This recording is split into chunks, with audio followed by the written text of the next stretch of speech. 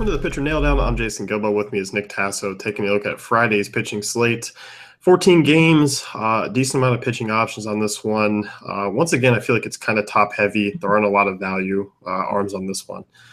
Yeah, I couldn't agree with you more. I feel like there's a little bit more top guys out there than usual, than you're like one or two.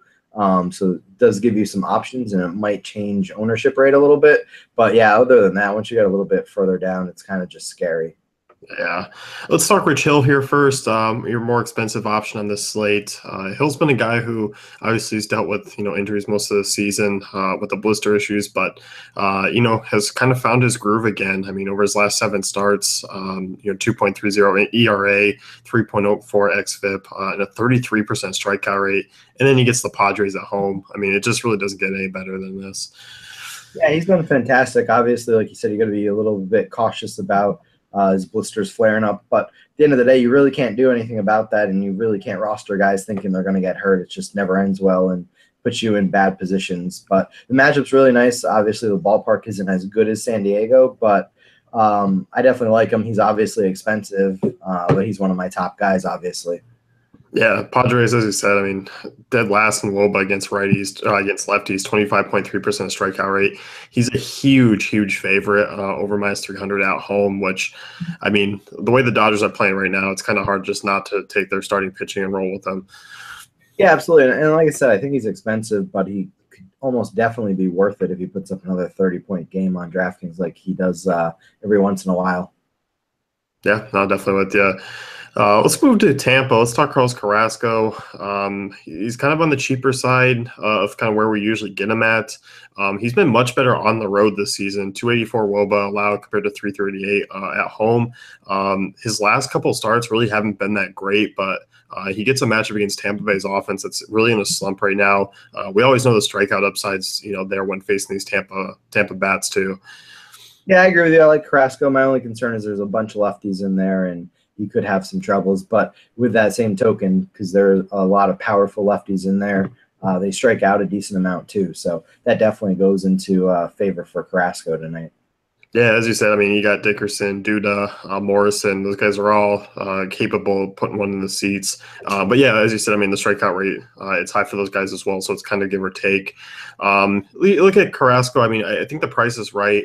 I'm okay with him in all formats if you want to kind of drop down, just because really outside of Rich Hill, I don't like another kind of top tier option. We'll talk about Stroman in a little bit. I'm okay with Carrasco and cash and GPPs. Yeah, I mean, on a lot of slates, we see him up there in price tag, and this one's not one of those. So if you are dropped down, he definitely has to be one of those guys you look at. And you like the other side of that one. You like Jacob Faria.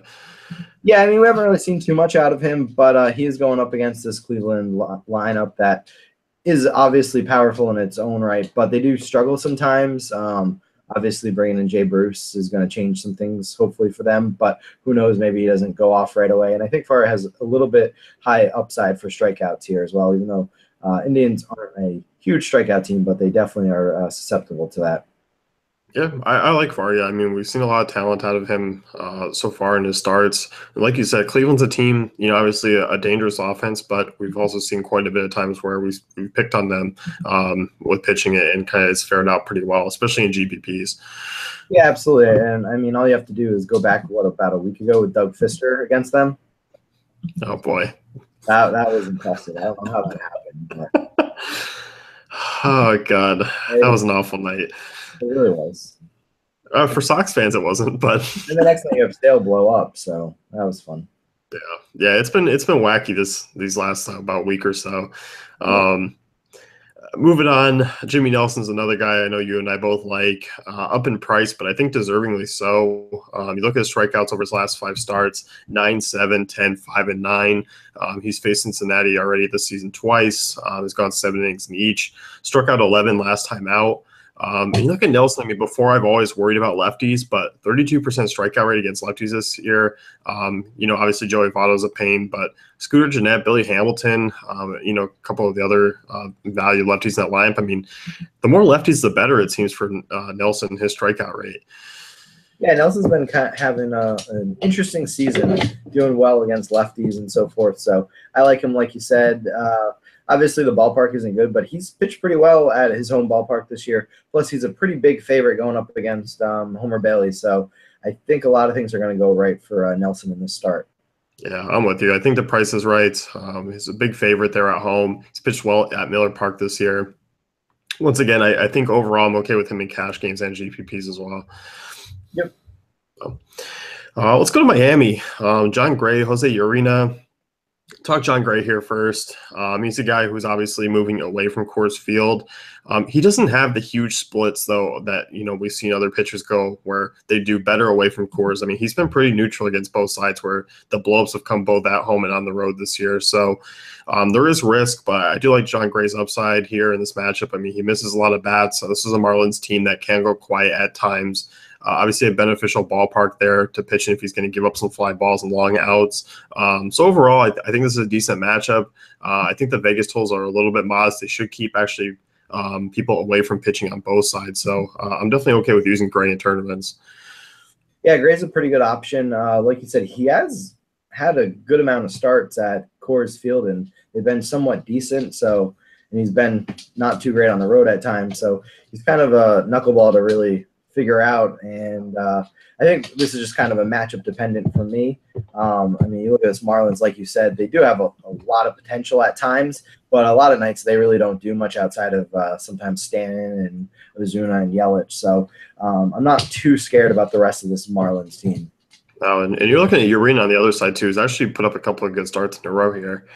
Yeah, I really liked Urena lately. 3 out of his past 4 games he's given up only 1 run. Unfortunately, that other game he gave up 5, but it is what it is. He pitches a little bit better at home, middle 3 ERA there. So I like him. This is a Colorado team that doesn't have basically any pop on the road. They are like 28th or something in the majors with home runs on the road. So I don't really expect too much power out of them. Plus they're in the middle of the road for batting average on the road. So it's kind of a weak team Colorado-wise, plus a lot of righties, which Urena can do well against.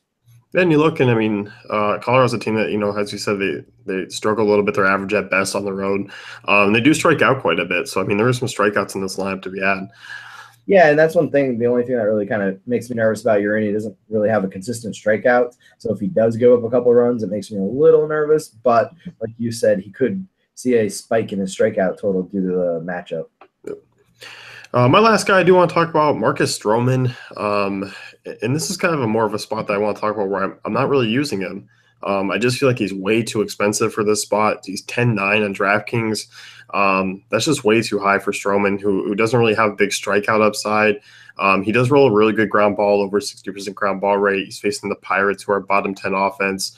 Everything's great about this matchup and the way Stroman pitches. It's just the price tag is way too high. I rather just use Nelson or Carrasco for, basically $1,000 cheaper. Yeah, I really like that plan. Stroman, he is a good pitcher, obviously, and it's a really good matchup. But like you said, his price tags kind of sets him apart in this one, and you probably want to stay away from him. You might get low ownership just because you do have a couple guys a little bit cheaper, like you said, Carrasco and company. So that's the only good thing about him. But he hasn't really looked like himself, and strikeouts aren't really there. And Pittsburgh can get the bat on the ball, so they're not a guaranteed 40-point night for starters. Yeah, so I just think at 10-9, I just don't see myself using him. He's just kind of in that land where, you know what, I'm going to pay up for Rich Hill or I'm going to go cheaper. Absolutely. Paying up for Rich Hill is probably a good idea on this slate. It definitely is. So anyone else you want to talk about? Just quickly, not super thrilled, but Edwin Jackson. You did it. You did it. Out the matchup, okay? San Francisco is a really bad offensive team, even though they got Pablo back. But I don't know. Edwin Jackson, he's put a couple of starts together. Doesn't have a lot of upside. He is kind of priced a little bit high, but I mean, if you're making a lot of GPPs lineups, he should come in and get a good amount of zeros on the board. But who knows? It is Edwin Jackson.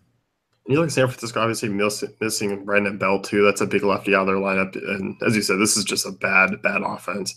Absolutely. When your second best or third best hitter is Pablo Sandoval, it's never good. Oh, man. Yeah, that's bad. We know him way too well. I did it, guys. I'm sorry. Oh man. So yeah, outside of that, I mean, it's pretty much kind of the top end guys. I mean, you get Jackson, who's somewhat a bit of a value, but it's definitely a slate where we're going to be looking to pay up. Yep, couldn't agree more with you. So that's going to wrap it up for us. You can head over to dailyfantasycafe.com, check out great tools and content.